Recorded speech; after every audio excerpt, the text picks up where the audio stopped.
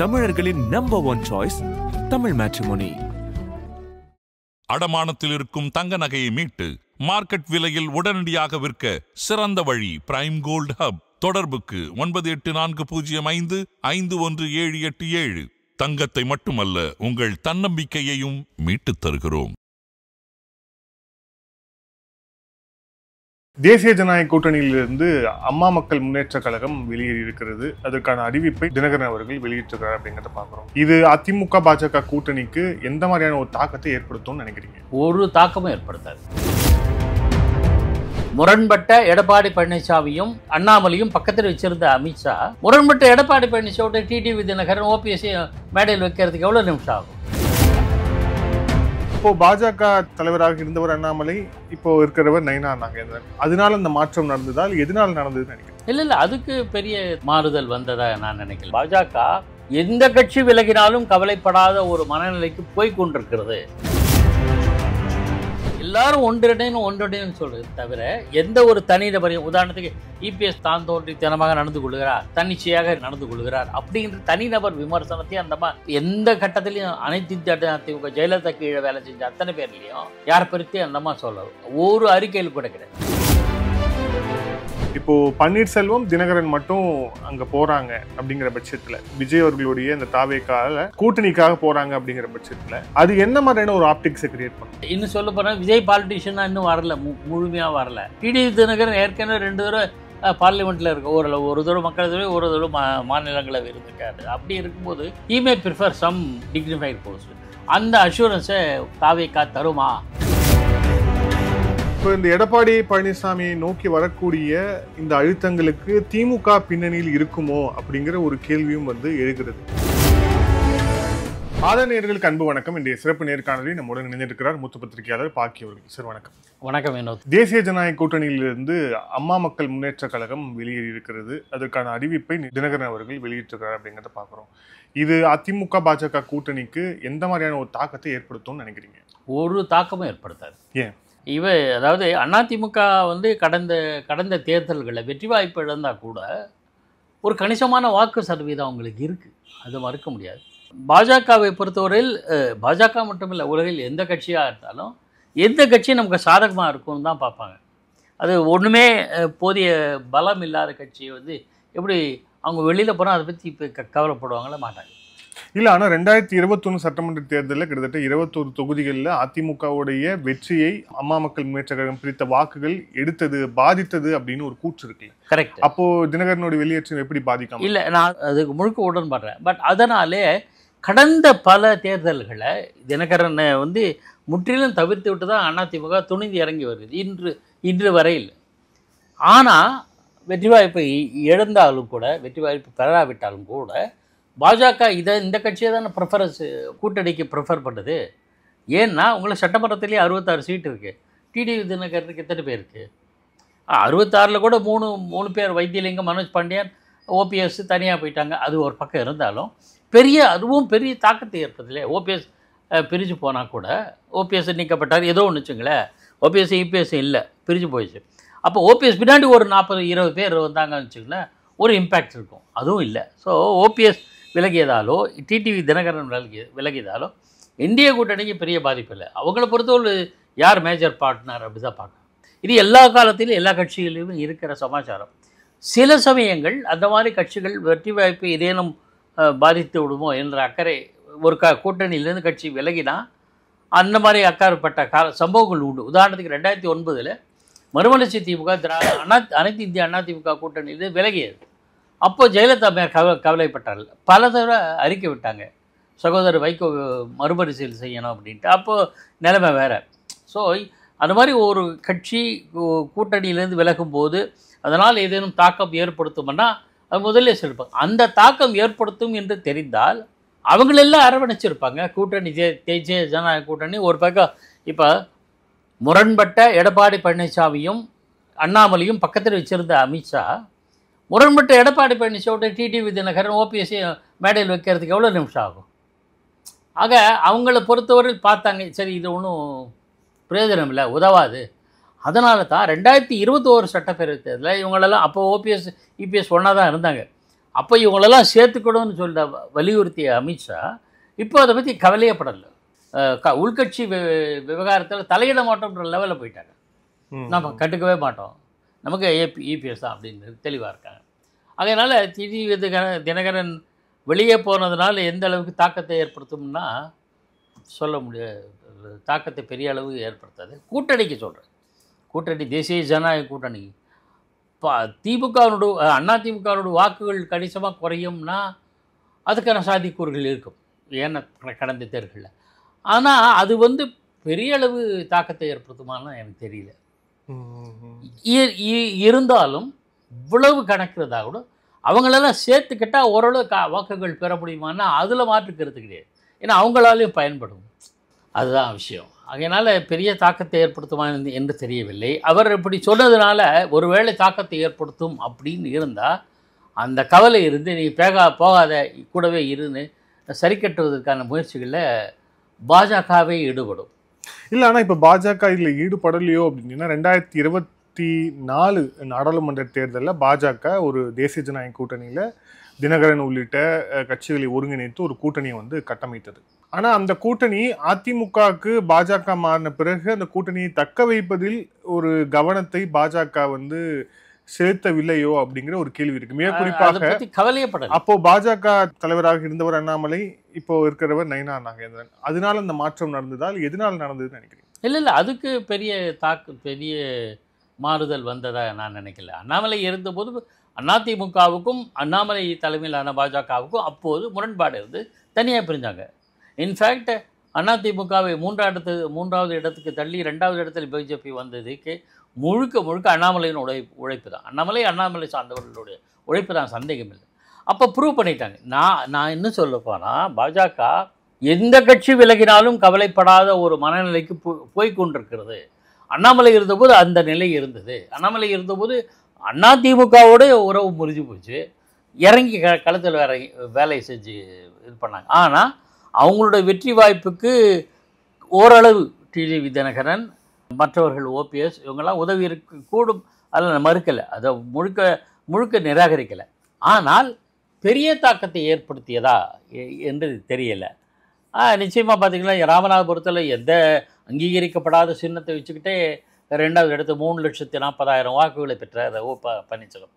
அதுக்கு பல காரணங்கள் இருக்குது, உங்களுக்கு இது எல்லாமே தெரியும். கம்யூனல் போலரைசேஷன் உள்பட அதெல்லாம் ஹிட்டஸ். ஆனால் அது ஒரு கணிசமாக இருக்குமே தவிர கூட்டணியை பாதிக்கிறதுனா கூட்டணி மேஜர் பார்ட்னா அதிமுக, அவரால் நமக்கு சாதகங்கள் வரும் அப்படிங்கிற நம்பிக்கை நான் எதிர்பார்ப்பு அடிப்பில் தான் பண்ணுறாங்க. அப்படிதான் நான் சொல்கிறேன். 2021 சட்டப்பேரவை தேர்தலும் போது கூட எடப்பாடிக்கு தந்த முக்கியத்துவத்தை மற்ற கட்சிகளுக்கு தரல. அப்போவே பாஜக சட்டப்பேரவை தேர்தலை எதிர்கொண்ட போது 19லேயும் அதே நிலவை. அதனால் பார்த்தீங்கன்னா ஹீஸ் அ மேஜர் பார்ட்னர் அப்படிங்கிறது. நாளைக்கு ஒருவேளை டிடிவி தினகரன் அசுரதர்ம தனியாக நின்று போட்டி களத்தில் இருந்து கணிசமான வாக்குகளை பெற்று நல்ல ஒரு கம்ஃபர்டபுள் பொசிஷனில் வந்தார்னா, ஒரு 4-5 சீட்டு கைப்பற்றினா நிச்சயமாக மாறும். தேமுதிக தொடங்கிய காலத்தில் முதல் தேர்தலை சந்தித்த போது அந்த கட்சிக்கு ஒரே ஒரு இடம் தான் கிடைத்தது, விஜயகாந்த் மட்டும்தான் வெற்றி பெற்றார். ஆனால் அந்த வாக்குகள் வித்தியாசம் ஜெயலலிதா தலைமையிலான அனைத்து இந்திய அண்ணா திமுகவோட வெற்றி வாய்ப்பையே பாதித்தது. அதனால தான் அந்த அம்மா கணக்கு போட்டு அதில் சசிகலா முக்கிய பங்காற்றுகிறாள். நான் எனக்கு உறுதியான தகவல் சொல்கிறேன். சசிகலா மேல் நல்ல இந்த கூட்டணி, அதாவது தேமுதிக அனைத்து இந்திய அண்ணா திமுக கூட்டணி அமைவதற்கு பெரும் பங்களிப்பு செலுத்துவர் சசிகலா. அப்போ அது 2 கட்சியும் கூட்டணி சேர்ந்துச்சு. அந்த டிஃபரன்ஸ் ஆஃப் வாக்குகள் கணிசமாக தேமுதிகவுக்கும் கிடைச்சது. அதிமுகவோட வாக்குகள் தேமுதிகவும் கிடைச்சது தான் அவர் எதிர்க்கட்சி தலைவரானால். ஆனால்பட்ட கலைஞர் கருணாநிதியின் திமுக 3வது இடத்துக்கு தள்ளப்பட்டு 2வது இடத்துல எதிர்க்கட்சி தலைவரானால். ஆனால் காரணம் வெற்றி வாய்ப்பு இழந்தாலும் கூட தேமுதிகவுக்கு ஒரு கணிசமான ஓட் பேங்க் இருக்குது என்கிறதை புரிஞ்சுக்கிட்டாங்க. இப்போது பாஜக கணிசமான ஓட் பேங்க் யார்கிட்ட இருக்குதுன்னு பார்க்குது, இவங்க கிட்ட இல்லை. அதனால் பெரிய இம்பேக்ட் ஏற்படுத்தாது, தாக்கத்தை ஏற்படுத்தாதுன்னு நினைக்கிறேன். ஒருவேளை தேர்தலுக்கு அப்புறம் எனி மிராக்கிள் மே ஹேப்பன், எந்த அதிசயம் கூட நடக்கலாம். அப்போ நிலைமை வேறு. இன்று வரையில் ஏன்னா தேமுதிக தொடங்கி 2006 தேர்தல் நினைக்கிறேன், அப்போது அவர் தன்னை ப்ரூவ் பண்ணி காமிச்சார். அதுதான் விஷயம். இப்போது இவங்க பார்க்குறோம், இந்த தேர்தல் முடிஞ்ச பிறகு பார்க்கலாம். இதில் இப்போ அதிமுக பாஜக கூட்டணியில் சசிகலா, ஓபிஎஸ், தினகரன் 3 பேரும் இல்லை, செங்கோட்டையன் தனியாக நம்ம பேசுவோம். இந்த 3 பேரும் இல்லை அப்படிங்கிற போது அது என்ன மாதிரியான ஒரு விளைவை இந்த ஏற்படுத்தக்கூடும்? ஏன்னா தொடர்ச்சியாக அதிமுகவை நோக்கி வரக்கூடிய விமர்சனங்கள்ல தென்மண்டலத்தில் உங்களுக்கு பழைய மாதிரியான ஒரு நிலைமை அப்படிங்கிறது அங்கே இல்லை. அதுக்கு மிக முக்கியமான காரணமாக இருக்கக்கூடியவங்க, ஸ்பாய்லர்ஸாக இருக்கக்கூடியவங்க இவங்க 3 பேர் தான். இவங்க 3 பேர் என்டிஏக்குள்ளே நீங்கள் அகாமடேட் பண்ணிட்டீங்க அப்படின்னா உங்களால் அது ஓரளவுக்கு சரி கட்ட முடியும் அப்படிங்கிற ஒரு பார்வை முன்வைக்கப்பட்டது உண்மை. ஆனால் இப்போ அதுவும் நிகழலை அப்படிங்கிற பட்சத்தில் இது என்ன மாதிரியான ஒரு விளைவை ஓவரால் கூட்டணிக்கு இந்த 3 பேரால் ஏற்படுத்த முடியும்? எந்த நிகழ்வு ஏற்படலைன்றீங்க? இவங்க இப்போ அதிமுக கூட்டணிக்கு இவங்க எங்கேஜ் பண்ணல இல்லையா, அதை சொல்கிறேன். இப்போ இமேஜின் பண்ணிப்போம், நிச்சயமாக டிடிவி தினகரன் அவரோட கட்சி, ஓபிஎஸ், சசிகலாவுக்குன்னு ஒரு கணிசமான ஆட்கள் இருக்கு, இவங்க ஆதரவாளர் இருக்கு. ஆனால் சசிகலா அம்மையார் ஒன்று கவனிக்க, அவங்களோட அறிக்கைகளை நான் தொடர்ந்து கவனித்து வருகிறேன். எந்த காலத்திலே அவங்க நெகட்டிவாகவே பேசுகிறதில்ல. எல்லாரும் ஒன்றடைன்னு சொல்கிறது தவிர எந்த ஒரு தனிநபரையும், உதாரணத்துக்கு இபிஎஸ் தான் தோன்றித்தனமாக நடந்து கொள்கிறார், தன்னிச்சையாக நடந்து கொள்கிறார் அப்படின்ற தனிநபர் விமர்சனத்தையும் அந்த எந்த கட்டத்திலையும் அனைத்து அதிமுக ஜெயலலிதா கீழே வேலை செஞ்ச அத்தனை பேர்லேயும் யாரை பற்றி அந்தம்மா சொல்ல ஒரு அறிக்கையில் கூட கிடையாது. எல்லாரும் ஒன்றா சேரனா எல்லாரும் ஒன்றா சொல்லி ஒரே இது சொல்கிறாங்க. அது கிளியர். நிச்சயமாக ஓ பன்னீர்செல்வம், டிடிவி தினகரன், எனக்கு தெரிஞ்சு ஓ பன்னீர்செல்வத்துக்கு தனிப்பட்ட செல்வாக்கு எந்த அளவுக்கு இருக்குன்னு தெரியல. மக்களவை தேர்தலில் கூட அவருக்கு வெற்றி வாய்ப்புக்கு பிஜேபி பெருந்துணையாக இருந்திருக்கும் நான் நம்புகிறேன், தென் மாவட்டம்ன்றதுனால. சரி, டிடிவி தினகரனுக்கு ஒரு கணிசமாக இருக்குது. சில உள்ளாட்சி தேர்தல்களில் அதிமுகவும் டிடிவி தினகரனுடைய கட்சியும் இணைந்து சில வெற்றி வாய்ப்புகளை முடிவு செஞ்சாங்கன்றது உண்மை, நிதர்சனமான உண்மை. அவரால் ஓரளவு தாக்கத்தை ஏற்படுத்தலாம் முடியும்னு நினைக்கிறேன். இவங்கெல்லாம் வந்தால் ஓரளவு கணிசமாக கிடைக்கும். ஆனால் வராததுக்கு என்ன காரணம்ன்றது எல்லாருக்கும் தெரியும். நீயா நானா அப்படிங்கிற பார்வை. ஓபிஎஸ் தன்னுடைய தலைமை தான் வரணும்னு நினைக்கிறாங்க. அதை மற்றவர்கள் எந்த அளவுக்கு ஏற்றுப்பாங்கன்னு தெரியாது.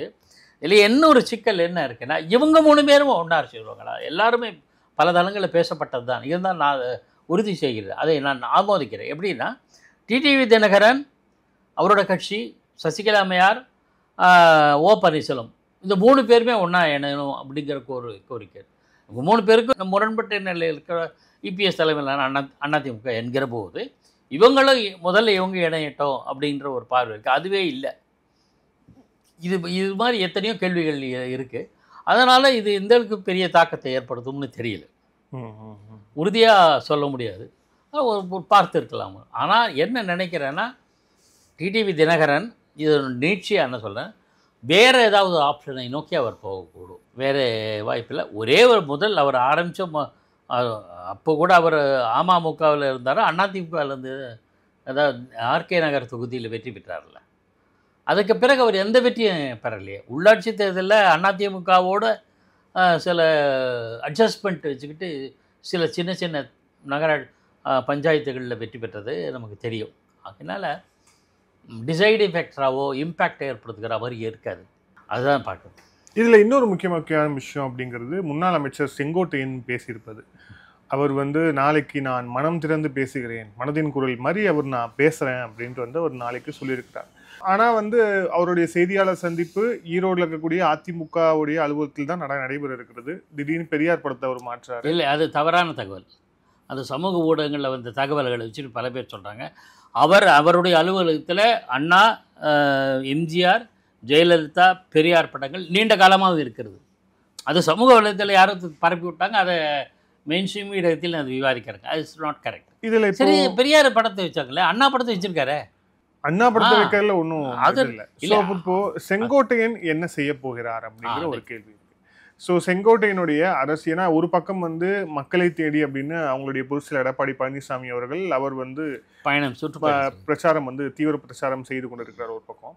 இப்போ செங்கோட்டையனுடைய இந்த பேச்சு அப்படிங்கிறது, இப்போ நாளைக்கு அவர் எடுக்கக்கூடிய இந்த முடிவு அப்படிங்கிறது, அது எந்த வகையில் அதிமுகவை பாதிக்கும் அப்படின்னு நினைக்கிறீங்க? என்னை பொறுத்தவரை செங்கோட்டையன் சர்ச்சைக்குரிய அரசியல் தலைவர் அல்ல. அவர் அரசியலில் ஊறிப்போனவர். ஒரு தேர்தல் பிரச்சாரம், வெற்றி வாய்ப்புக்கான வழிமுறைகள் இதெல்லாம் நன்கு அறிந்தவர்.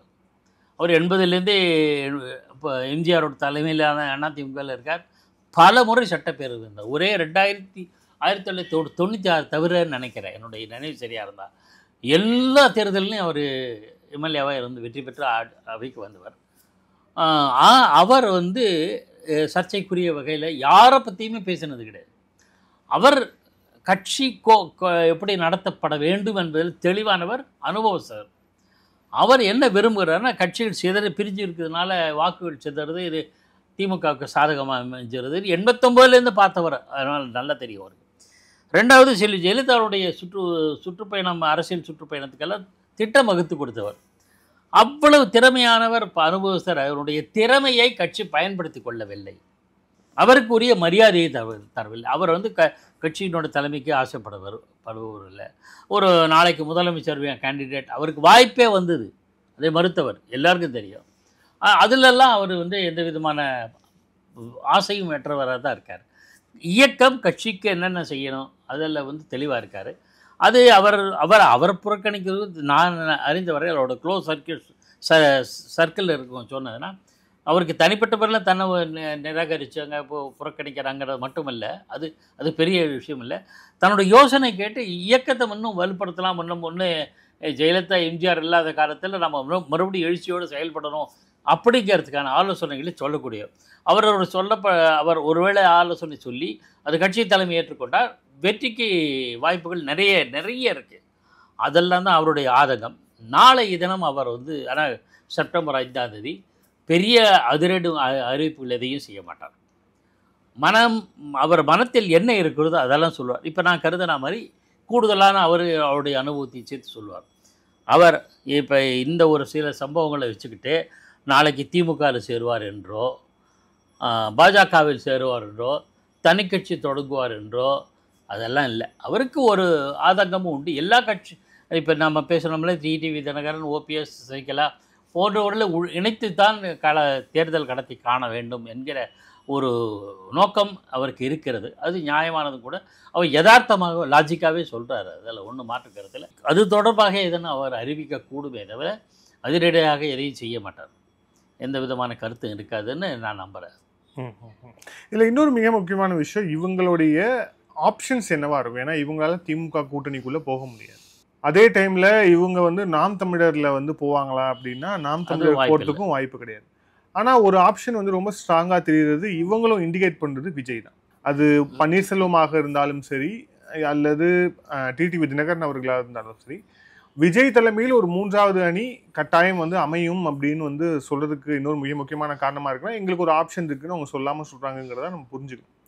ஒருவேளை இவங்க எல்லாருமே அங்கே போய் சங்கமிக்கிறாங்க அப்படின்ற போது அது என்ன மாதிரியான ஒரு தேர்ட் ஃப்ரண்ட்டாக இருக்கிறதுக்கான வாய்ப்பு இருக்குது. ஃபார் எக்ஸாம்பிள், இப்போது பன்னீர்செல்வம் தினகரன் மட்டும் அங்கே போகிறாங்க அப்படிங்கிற பட்சத்தில், விஜய் அவர்களுடைய இந்த தாவேக்கால கூட்டணிக்காக போகிறாங்க அப்படிங்கிற பட்சத்தில் அது என்ன மாதிரியான ஒரு ஆப்டிக்ஸை கிரியேட் பண்ணும்? அதை எதிர்ப்பவே சொல்ல முடியாது. ஆனால் விஜய் ஒருவேளை கூட்டணி அமைத்தால் தான் முதலமைச்சர் என்பது இதில் அவங்க உறுதியாக இருப்பதாக நமக்கு தெரிஞ்ச தகவல்கள். ஆனால் TTV Dhinakaran is chief minister material.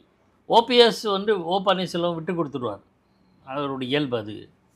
Sengottaiyan ஆசையப்பட மாட்டார், அவருக்கு வாய்ப்பு வந்தது, அது வேண்டாம் என்று நிராகரித்தவர். அதனால் இவங்க 2 பேர் பிரச்சனை இல்லை. சசிகலா அம்மையார் பற்றி நம்ம எதுவும் சொல்ல முடியாது, அவங்களுடைய நிலைப்பாடு. அவங்களுக்கும் பெரிய ஆஸ்பிரேஷன் இருக்கா, சீஃப் மினிஸ்டர் ஆஸ்பிரேஷன் இருக்காது தெரியல. நிச்சயமாக டிடிவி தினகரனுக்கு இளைஞர், இவங்களெல்லாம் கப்பறப்படும் யங் லீடர். அதனால் அவருக்கு வந்து சீஃப் மினிஸ்டர் அல்லது டெப்டி சீஃப் மினிஸ்டர் மாதிரியான உயர்ந்த இடத்த விரும்புவதிலே யதார்த்தமாக இருக்கும். அவர் இஸ் அ குட் பாலிட்டிஷியன், அதில் மாற்று கருத்து கிடையாது.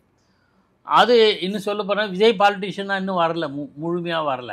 டிடிவி தினகரன் ஏற்கனவே 2 தடவை பார்லிமெண்ட்டில் இருக்க, ஒரு தடவை மக்களவை, ஒரு தடவை மாநிலங்களவை இருந்திருக்கார். Is running is own outfit, அதெல்லாம் மாற்று கருத்து கிடையாது. அப்படி இருக்கும்போது he may prefer some dignified post. அந்த அஷூரன்ஸை தாவேக்கா தருமா? அந்த அஷூரன்ஸ் கொடுத்தா, ஒரு வேளை கொடுத்தா அதிகமான இடங்களை கூறுவதற்கான வாய்ப்புகள் இருக்குது. அது தருவாங்களா? இதெல்லாம் இருக்குது நிறைய. எதுவுமே இப்போ எதுவும் சொல்ல முடியாது. தாவேக்கா என்ன நிலைப்பாடு எடுக்கிறதுனே தெரியல இன்று வரையில். ஒரு மாநாடு நடத்தினாங்க, ஒரு 2-3 இந்த பூத் கமிட்டி மீட்டிங் நடத்தினாங்க. அதுலேயே அவங்க கான்க்ரீட்டாக எனக்கு செஞ்சாங்களே, எதுவுமே அரசியல் முன்னெடுப்பு நகர்வுகள் எதையும் செய்யலை. நடத்துகிறாங்க, மறந்து மறந்து விட்டுறாங்க. அதுக்கப்புறம் என்ன, தேர் நாட் இந்த லைம் லைட்டு. ஒரு சின்ன அறிக்கை கூட விடலை, பத்திரிகையாளரை சந்திக்கவே இல்லை. இன்று வரையில் தாவேகா நிறுவனர் விஜய் பத்திரிகையாளரை ஒரு அரசியல்வாதியை சந்திச்சதே இல்லையா? விஜயகாந்த் கூட சந்திச்சிருக்காரு, கமல்ஹாசன் கூட ஒப்போது ப்ரெஸ்ஸை பார்க்குறாரு. அதனால் அவரை பற்றி எந்த விதமான முழுமையான புரிதல் கிடைக்க மாட்டேங்குது. அதனால் இவங்களுக்கு நமக்கு இந்த சந்தேகங்கள் எழும்புதுன்னா இந்த தலைவர்களுக்கு அந்த தயக்கமும் இருக்கக்கூடும். செங்கோட்டையன் போன்றவர்கள் பழுத்த அரசியல்வாதிகள், பழுத்த 52 ஆண்டுகள் அரசியலில் முழு நேர பணியில் இருந்தவர். அவர் சட்டப்பேரவையில் நீண்ட காலம் இருந்தவர். இன்னைக்கு அதாவது தற்காலிக சபாநாயகர் பதவி நிச்சயமாக அவர் தான் ஹேண்டில் பண்ணணும், அந்த மாதிரி அவர். அதனால் இப்போ எதையுமே ப்ரெடிக்ட் பண்ண முடியாத ஒரு நிலையில் தாவேக்கா இருக்குது. அதுதான் சிக்கல். அதனால் இவங்க சேருவாங்களா இல்லை ஒருவேளை சந்தித்து பேசி மோல்டு பண்ணி அதுவும் நடக்கிறதுக்கு வாய்ப்புகள் இருக்குது. ஆனால் அதுக்கு எப்போ காலம் கனி பார்ப்பாங்கன்னு நினைக்கிறேன். வேறு எந்த ஆப்ஷனும் இவர்களுக்கு கிடையாது. திமுக பார்க்க போக முடியாது. இன்னும் சொல்ல போனால் நான் இது யூகத்தின் அடிப்படையில் எந்த விதமான ஆதாரமும் கிடையாது, நிச்சயமாக அடித்து சொல்வேன். ஆனால் இவர்களை எல்லாம் விட செங்கோட்டையன் திமுகவுக்கு வர என்ன திமுக ஏற்றுக்கொள்ள தயாராக இருக்குது. நான் திமுகவை சொல்கிறேன். காரணம் ஒரு தேர்ந்த அரசியல்வாதி, கொங்கு மண்டலத்தில் ஸ்டடி பண்ணவர். ஆனால் அங்கே முத்துசாமி இருக்காரு. அதுதான் அது முத்துசாமி நண்பராகவும் இருந்தவர், நீண்ட காலம் ஒன்றா ஒரே இயக்கத்தில். ஆனால் அதிமுகவிலிருந்து முத்துசாமி வெளியேறுவதற்கே முக்கியமான காரணமாக தான் செங்கோட்டையன் தான் சொல்லுவாங்க. அதுக்காக செங்கோட்டையனும் முத்துசாமியும் இணைந்து பணியாற்றிய காலங்கள் நிறைய. முத்துசாமி அது அன்றைய சூழ்நிலை ஜெயலலிதா இருந்தாருன்றது கவனிக்கணும். ஜெயலலிதா இருந்தார்னா அவருக்கு சுற்றி இருந்த வேறு யாரெல்லாம்னு பார்க்கணும். செங்கோட்டையன் ஃபேக்டர் மட்டும் நம்ம சொல்ல முடியாது. செங்கோட்டையன் அந்தளவுக்கு இன்னொருத்தரை வெளியே சொல்வதற்கு தூண்டுகோலாக இருப்பார். ஏன்னா அவரை பார்த்திங்கன்னா ஆரம்பிறப்பன்லேருந்து எத்தனையோ பேரோட முரண்பட்டிருக்கார். அதெல்லாம் அவர் காமிச்சதாக தெரியல எனக்கு.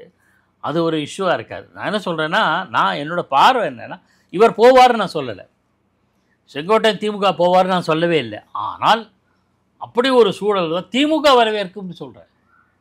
மற்றவர்களை கூட சேர்த்துக்குமான்னு தெரியாது. திமுக செங்கோட்டையன் வரேன்னு சொன்னால் ஏற்றுக்கொள்ள தயாராக இருக்கும். ஏன்னா அவங்களுக்கு நம்பிக்கை. நான் சொல்கிறேன், திமுக தலைமை சொல்கிறேன். அதுலேயே நீங்கள் செங்கோட்டையன் முத்துசாமி சொன்னேன், ஒவ்வொரு டிஸ்ட்ரிக்ட்லேயும் ஒவ்வொருத்தர் இருக்காங்க முரண்பட்ட தலைவர்கள். அது அரசியலில் அதெல்லாம் வேறு. ஆகையினால் இவங்க செங்கோட்டையன் போக மாட்டார். அவர் நிச்சயமாக 150% loyal to ADMK from the day one. ஒரு எதிர்பார்ப்பு, என்னுடைய யூகம்தான், அனுமானம்தான், அவருக்கு வயதாகிவிட்டு 78 வயது ஆகிறதுன்னு நினைக்கிறேன். நீண்ட காலம் அமைச்சராக இருந்துட்டோம், எம்எல்ஏவாக இருந்துட்டோம்.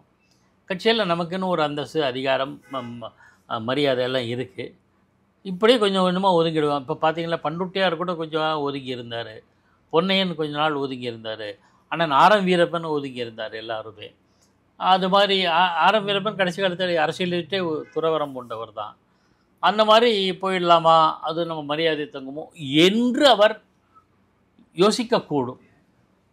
நாளைக்கு அறிவிப்பார்னு நானும் சொல்ல முடியாது, நமக்கு அந்த ஆர்வம் சொல்ல முடியாது. பட் அந்த மனநிலை கூட அவர் இருக்கலாம். சரி, நம்ம சொல்லிட்டோம், 5-6 வருஷம் சொல்லிட்டு அந்த கட்சியில் யோசனை சொல்லிட்டோம், சரி இல்லை சரி ஆண்டம் விட்ட வழி அப்படின்னு போகிறாரோ தெரியுது. இந்த நேர்காணல் இறுதியான கேள்வி, இப்போது பொதுவாக கனெக்ஷன்ஸ் திடீர்னு எதுவும் பெரிய அளவில் தெரியலனாலும் கூட, இப்போ இந்த எடப்பாடி பழனிசாமியை நோக்கி வரக்கூடிய இந்த அழுத்தங்களுக்கு திமுக பின்னணியில் இருக்குமோ அப்படிங்கிற ஒரு கேள்வியும் எழுகிறது. ஆனால் நேரடியாக எந்த ஒரு சமிக்ஞையும் தெரியாவிட்டாலும் கூட, பாமக உடைந்ததிலிருந்து, சசிகலா அறிக்கையிலிருந்து, செங்கோட்டையனோட இந்த இதிலிருந்து, தினகரனுடைய பிரிவிலிருந்து, ஸோ தொடர்ச்சியாக இதன் பின்னணியில் ஏதோ ஒரு இடத்தில் திமுகவுடைய தூண்டுதல் மிக நிச்சயமாக இருக்கும் அப்படிங்கிற ஒரு கருத்தும் இருக்குது அப்படிங்கிறத பார்க்குறோம். உங்களுடைய பார்வை என்ன? அந்த கருத்து சரியில்லை. திமுக தூண்டுகோல்னு நீங்கள் சொல்லுங்க, தூண்டுதல்னு சொல்லிட்டீங்க இல்லையா, அது சுத்தமாக ஏற்படுவது இல்லை. நேரடியாகவும் மறைமுகம். அது அன்புமணி கூட சொன்ன பாமக கட்சி, நான் திமுக அப்படி பார்க்கவில்லை. அவங்களுக்கு இபிஎஸை பொறுத்தவரையில் தொடர்ச்சியாக வெற்றி வாய்ப்பு இழந்து வருபவர்.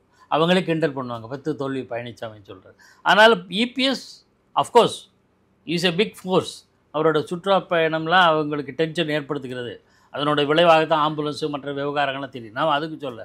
ஆனால் இவர்கள் பிளவுகளை வந்து இன்னைக்கு போய் அவங்க செய்வாங்களான்னு ஏற்கனவே அவங்களாம் அதிமுகவோடு தேமுதிக இல்லை, அதிமுகவோடு பாமக இருக்கிறதா தெரியாது, அதிமுகவோடு டிடிவி தினகரன் கட்சி இல்லை, அதிமுகவோடு ஓ பன்னீர்செல்வம் வெளியேறிவிட்டார் இல்லை, அதிமுகவோடு சசிகலா இல்லை. இது புதுசு அல்ல, நீண்ட காலமாக இருக்கிறது.